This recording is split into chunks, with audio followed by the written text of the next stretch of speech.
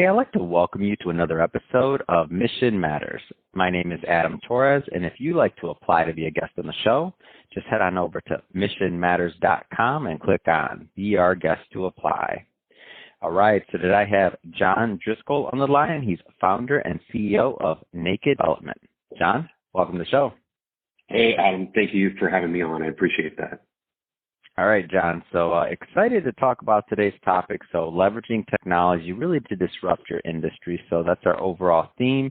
And I'm excited to get into what you're doing as a creative agency to, help clients create apps that really stand out. That's a lot of entrepreneurs, business owners, executives that listen to this and always looking for ideas and tips and ways to really stand out. So pumped to get your perspective here. And just to get this started, we'll start this episode with our Mission Matters Minute.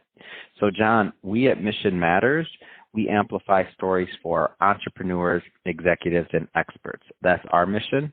John, what mission matters to you? That's a great question. I would say, my mission and maybe the company's mission is to help others, solve human problems. And I want to, even though we're a tech company, it's really our intention to solve human problems using technology, as a way, as a tool to do that. I don't think it can solve all problems, but I think there are a lot of things that people face in industries and personal lives and, as consumers even. And I think technology has an amazing ability, as we've seen in the past, 10, 20, 30 years, to solve these human problems. And so, my job and my mission is to really help people do that, even people that haven't, worked with technology before. That's awesome. And great to have you on the show to get your take on this topic, because especially that idea of not using technology or maybe not feeling that, you're necessarily technologically savvy. I mean, there's, people fall in different buckets for this stuff. And the way I like to look at it is when I'm talking to my team, I'm like, I know certain things, but there's a lot I don't know. And that what I don't know sometimes intimidates me, right? And so as business owners, we have so many things we got going, and you're like, oh, well, what don't I know here? And you're like, oh, there's a whole I don't know. So yeah. I guess just to get us kicked off on this topic, tell us, just to kind of set the stage, tell us your background and maybe how you got started in this field before we move on. Yeah, so I actually have been an entrepreneur and a business owner for 20 years now, and just hit 20 years this last March. Congratulations. That's a big deal. Come on. Thank you. Yeah, it's been quite a journey. I started when I was 30, and I started in the financial industry, started a company, and really, kind of was successful despite myself, because I just felt like the only thing I really knew how to do is teach other people, how to do what I was doing. I didn't know how to run a business. I really certainly didn't know how to read a P&L or anything like that. But what I did is I just surrounded myself with good people and kind of grew that business for about 9 years, and then ended up selling that to another financial organization as I exited in roughly 2007, 2008, which was good timing, it turned out to be. And so I really did that to go seek what I really considered my passion, and that was I saw how technology was kind of emerging in different ways, and specifically the app industry, and I wanted to be a part of that. I was actually consulting on March 6, 2008, when I watched a Steve Jobs presentation of this new thing called the App Store, and I signed up that first day. And it's been an interesting ride ever since. Yeah. You were on the App Store the first day? First day. Spent $99. Come on, man. That alone. Are you kidding me, John? That's what you call a pioneer in the industry. So what is your dev? I'm going to make this up right now. What is your dev cred? That's my dev cred. That's your dev cred right there. Come on, man. That's amazing. It was incredible. I was very much moved by the whole experience. I actually went next door to my co-founder at the time, and I said, Jason, hey, Steve Jobs changed everything today. We have to completely change course. I put my credit card in for $99, signed up, and we didn't even know how to make an app, but we figured it out, and it's a fun ride ever since. Oh, what an amazing story. So obviously a lot has taken place since then. Many Sure. things just in the world, App Store, all this, like the whole world has changed since that day, in my opinion. So that being said, maybe start off and tell us a little bit more about Naked Development Agency. Tell us more about what you do. Yeah, so we specifically, when we first started out, we made apps for, large companies, lots of big industry, Fortune 500. And we did that in the beginning. First, I couldn't convince a CEO they needed an app in the beginning, but after a few years, people started catching on. And so we made, some different apps. And then we realized that our DNA was a little different. Our mission was going to be a little different. We started working with startups, and we kind of loved the disruption side of the industry, where people were bringing new thoughts and new ideas into the marketplace, and we wanted to help them do that. And a lot of them didn't know how to do it. They didn't have direction. And so I kind of just put myself in their position and tried to figure out, what would I need to do to help the average person who just has a dream and an idea on how they're going to do this? What would I need to do to provide the kind of support so that they could be successful? And that's kind of where we really started to go. And it's been probably a good ride of about 8 to 9 years, working with startups specifically to make applications for either their business or a new startup business. And it's been great. One of the parts of that is to help people raise money, to help them to find resources so that they can, fund their startup. And so this year, actually alone, we've raised over $9 million for startups that we work with. So what type of, if there's a type of industry you work with primarily, or is it agnostic? So I would say the one thing we don't do is games. We do just about everything else, business facing. We've had some really amazing medical apps that we've helped with, to actually, build those and even get them funded and actually exit the industry. And that's been a big one. I would say financial is big. The banking industry, if you're listening now and you're interested in where banking is going, let me tell you, this is the big, exciting disruption that we're going to see in the next 5 years. All what we call a bank and what we've known as a bank for our entire lives is going to be transformed. Wow, that's interesting to me. And thinking about banking, fintech, blockchain, like all these things, how all of this is working together, and it's like there's this major shift going on in those that realize that the shift's happening and that are doing, what they can to add value to the market, and just overall, I think are going to see maybe some disproportionate returns on their effort, possibly. Not saying there's not risk and a lot of other things going on, but I just think it's a really interesting time. So for sure, circling back to just our overall, topic and thought process here of what it looks like to leverage technology. So I know there's some people listening to this right now that are, I've heard some things like this before, like we need an app, we need to think about we need other things that we should be considering, but how relevant is that to me? Especially if they don't have necessarily the strong tech background or the strong maybe internal team, development team or otherwise. Can you speak on that a little bit from what you see from your vantage point? Because number one, you've been obviously working in this field for a long time, but number two, you're seeing some of these shifts. So maybe there's some shifts happening that people don't understand that they should be considering, especially when it comes to their technology. Yeah, I actually think if you don't have an online or app component, one of the two, it can be web-based. It doesn't have to be necessarily a native application on your phone.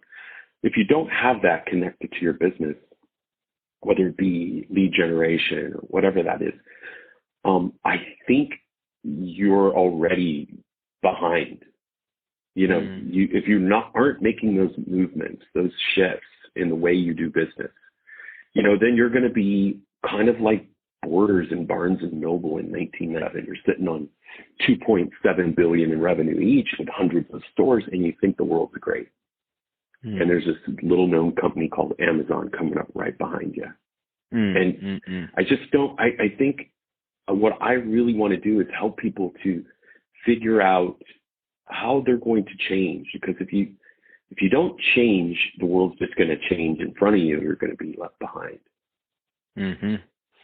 So where does somebody start with this? So let's just say that there's some people listening as well that are thinking about, and I'm not looking for any magic, like anything. Obviously, every business is going to be different. Everybody's going to have different needs and challenges, and they're going to be in different, let's just say, parts of their technology journey, right? But in general, like, what are some of the things or themes that people should be thinking about that are looking at that change and that are like, hey, maybe 2022 going into 2023, like, we need to make some investment, we need to make some changes here. Like, what are some themes that they should be considering? Well, I think one of the most obvious ones is how you get your clients, how you meet those people.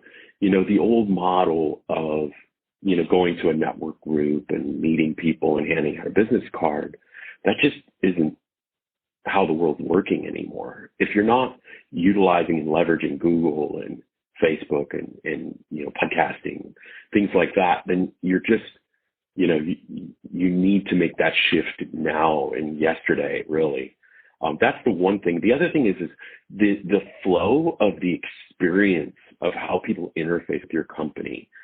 Is there software that you're leveraging, whether it be making new software or utilizing other software, some way to take the friction out of the relationship that you have as you interface with people? We've helped attorneys, real estate people, insurance people in old industries, but they're rethinking the way that they're doing business. And we're seeing them start, create these amazing new platforms for people. I just don't think how we get a mortgage, how we get insurance, how we get all these services, it's just not going to be the same. And so if you're just going about business as usual, that's what worries me about people. What are some of the things so we looked at one side of the issue, which is, what's missing. What are some, like, if we're looking at the other side of the issue and we're just kind of saying, okay, what are some people, and you don't have to say companies, but just in general, what are some things that you're seeing when people really get it right? When you're like, okay, like, this makes sense. Like, what does that look like? Yeah, I'll reach out and talk about one specifically. So, we've worked with, Josh Altman and another founder. He's very famous, obviously, on television and everything. And they came to us, trying to create technology. They were kind of struggling through the process of developing their first piece of technology called BidMyListing.com. And at first, there was some problems with the platform. They called me and we kind of worked through what those problems were, and we created BidMyListing.com, and they went live, and people started leveraging this platform in a new way of listing properties for consumers and for real estate agents. And by doing that, it kind of changed the whole dynamic of marketing dollars. And they've seen amazing success already. And within a very short period of time, Mark Cuban got involved and helped them with funding. And we've seen amazing success come out of that. And that's just this year. That just recently happened. Man, that's exciting. That's an exciting thing. Why do you think most technology products fail? Like, as somebody goes through, because I think the other part of this is sometimes somebody will start a project, or maybe they've had an experience in the past and they're just like, I don't want to go through that again. Or like, why do you think most people fail when they try to do this digital transformation, we'll call it? Yeah, that's probably my most favorite question of all, because it really goes to the name of our company. We call ourselves Naked not to just be provocative, but because it's about minimalism. Well, going back to that naked part, I was like, wait a minute, who booked this? What is this naked development? It threw me off for a second when I had to go scroll, and I'm like, oh, okay, I get it now. I was like, oh, interesting. We've definitely we've had people who thought we, make, pornography or, apps or something like that, but it's not true.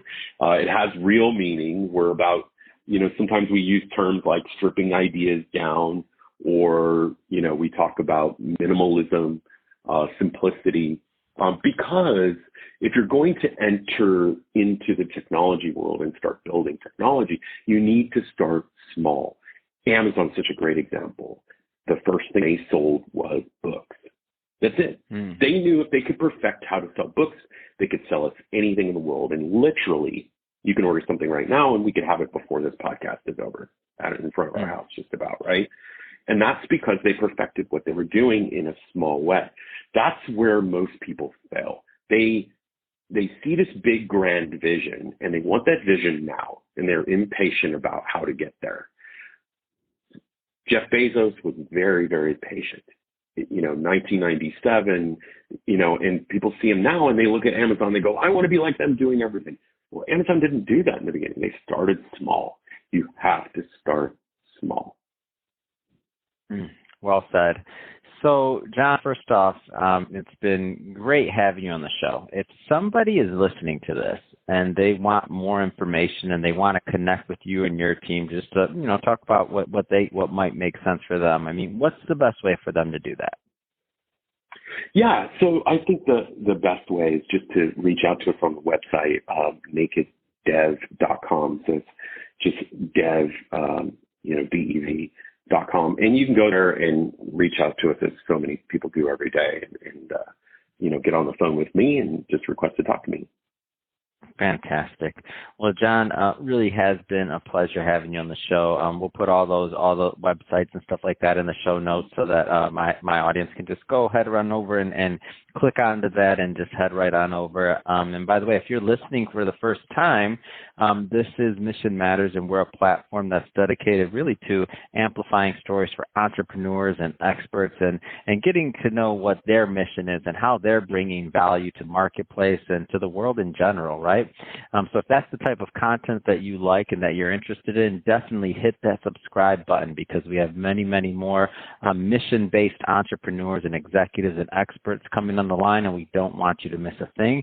And John, really, it has been a pleasure getting to know more about you and your company. Come on, you're a legend here. First day on the Apple Store. That's your debt credit. So again, thanks for coming on the show. It's been great. Appreciate that, Adam. I really enjoyed it.